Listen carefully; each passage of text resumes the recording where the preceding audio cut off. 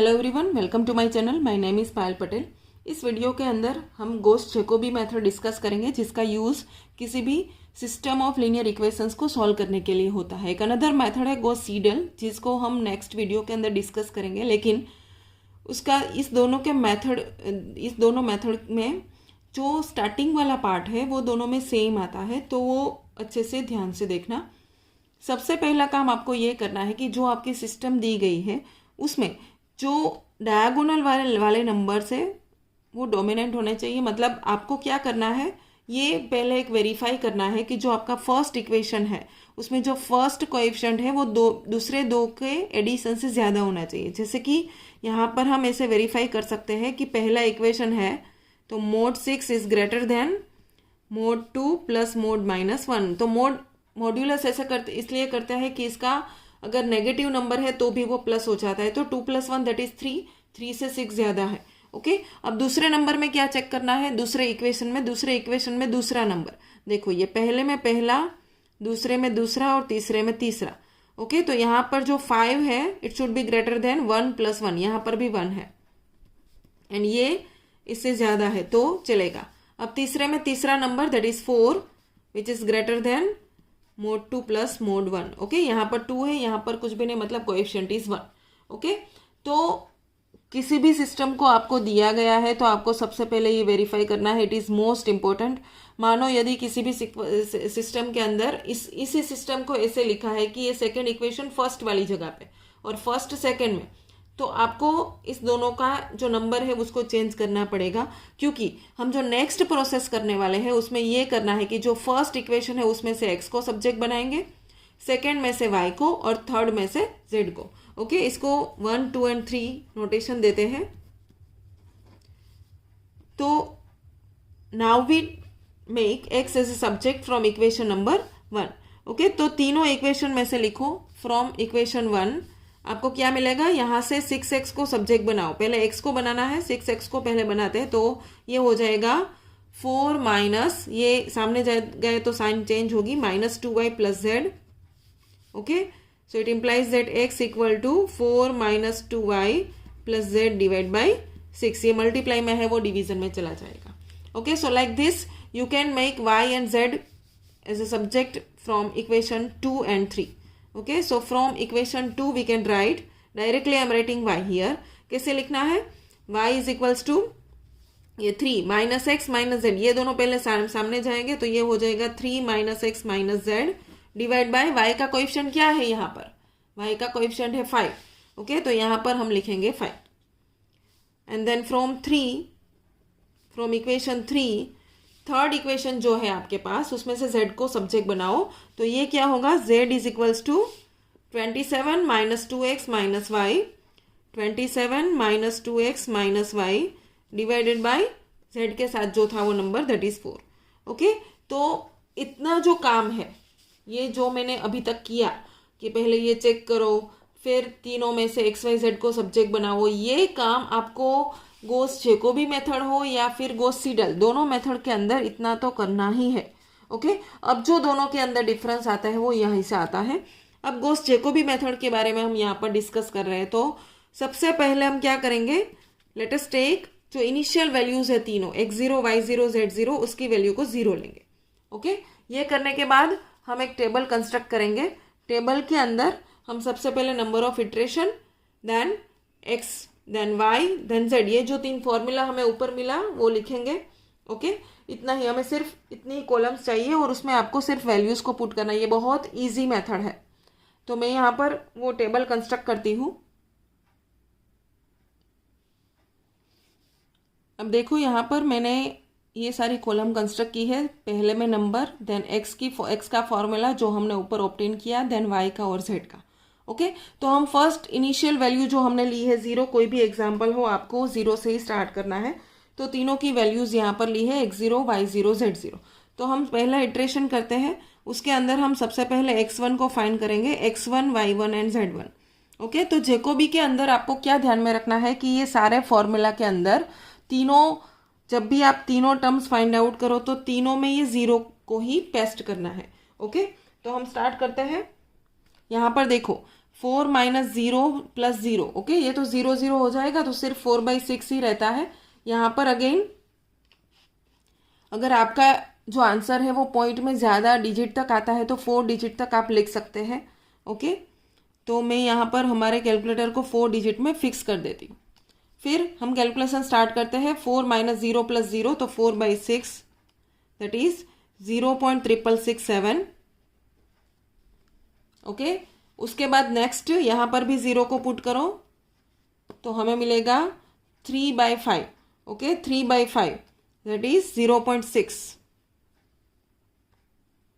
उसके बाद next 27/4 because this 2 will be 0, okay. तो 27 डिवाइड बाई 4 दैट इज 6.75। तो ये जो 3 वैल्यूज हमें मिली वो मिली x1 y1 z1। अब हम सेकेंड इटरेशन करते हैं।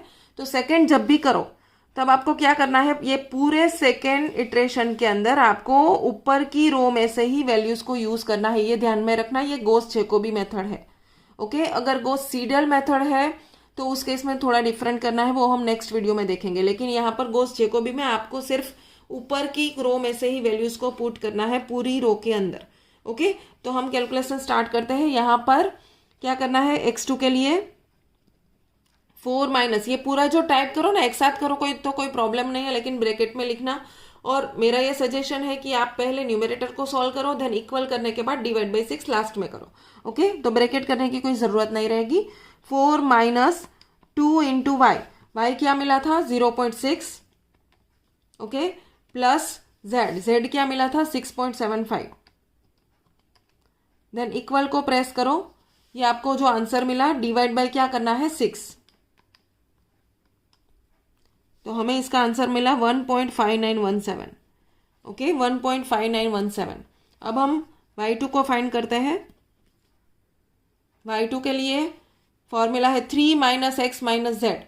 तो 3 माइनस एक्स, ये नहीं लेना है, ऊपर का ही, ऊपर की रो में से ही वैल्यूज को लो because it is Gauss Jacobi, okay. 3 minus 0.667 minus Z, what is Z, Z is 6.75, 6.75। ये आंसर मिला। डिवाइड बाय क्या करना है, डिवाइड बाय 5, ओके। तो ये आंसर मिला -0.8833। अब हम नेक्स्ट कैलकुलेशन करते हैं। उसमें 27 माइनस 2x, 2 इंटू एक्स क्या था प्रीवियस में ही, ऊपरी रो में देखो 0.667 माइनस वाई, वाई क्या था 0.6 था, 0.6 इक्वल डिवाइड बाय 4।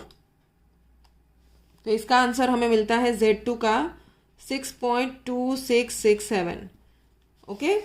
अब इतना ही करना है, सिर्फ आपको ऊपर के रो में जो भी वैल्यूज है उसको ही ऊपर पुट करते जाना है नेक्स्ट टर्म में, ओके। ये कहाँ तक करना है, जब तक आपको तीनों वैल्यूज कंसेक्यूटिव 3 वैल्यूज सेम ना मिले तब तक, ओके। अब x3 करते हैं। x3 के लिए अगेन ये फॉर्मूला ऊपर लिखा हुआ है 4 माइनस 2 इंटू वाई, वाई ये है ना। अब देखो ये माइनस है तो ये माइनस ऐसे ही टाइप कर देना कैलकुलेटर में 0.8833, ओके, प्लस जेड, जेड क्या था, ये जो लास्ट रिसेंट वैल्यू लास्ट है, लास्ट ऊपर वाली रो में उसको यूज करो जैकोबी में 2667 डिवाइड बाई 6। तो इसका आंसर हमें मिला 2.0056, उसको लिख दो, ओके। अब हम y3 कैलकुलेट करते हैं। उसके लिए हमारा जो फॉर्मूला है वो है 3 minus x minus Z, okay. X minus Z, x क्या है 1.5917 माइनस जेड, जेड है 6.2667, ओके। Then divide by 5। तो इसका आंसर हमें मिलता है -0.9717, ओके। अब लास्ट कैलकुलेशन, उसके लिए मतलब ये थर्ड में last, that is Z 27 minus 2x, 2 into x क्या है 1.5917, ओके, माइनस वाई, वाई है एक माइनस था, दूसरा माइनस आएगा। तो आप अगेन ऐसे भी कर सकते हो, डायरेक्टली प्लस साइन करो, माइनस माइनस प्लस, तो भी कोई प्रॉब्लम नहीं है। 0.8833 इक्वल टू डिवाइड बाई करो 4। तो इसका आंसर हमको मिला 6.1750, ओके। अब हम फोर्थ इटरेशन लिखते हैं। फोर्थ के अंदर हम प्रीवियस वैल्यूज का यूज करेंगे x4। Again we do the same process. Okay, ऐसे ही आपको प्रोसेस करते जाना है। तो इसकी कैलकुलेशन करो। तो 4 माइनस 2y, 4 माइनस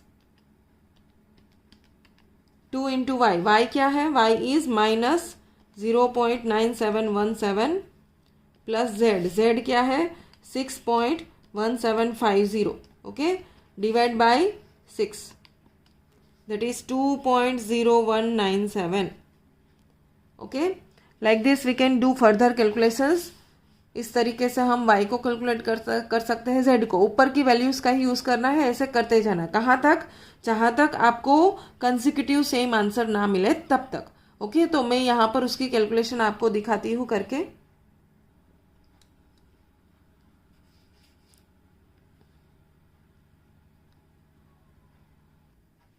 इस तरीके से आप आगे इटरेशन सारे कर सकते हो।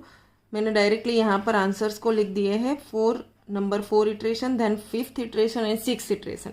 यहाँ पर कुछ भी ऐसा नहीं बताया गया है कि करेक्ट अप टू इतने डेसिमल प्लेसेस, जैसे कि हम बाइसेक्शन में और फॉल्स पोजीशन में होता है। तो यहाँ पर आपको क्या करना है कि अप्रोक्सीमेटली यहाँ पर देख लेना है। अगर consecutive two answers near about same है तो वहाँ पर स्टॉप कर सकते हो। जैसे कि यहाँ पर ये 2.0 समथिंग, ये भी 2.0 समथिंग, ये -1.0, ये -1.0, ये 5.99, 5.99, मतलब ये 6 ही होता है। ओके, तो हमारा फाइनल आंसर हमको मिला 2, -1 एंड 6, 5.999।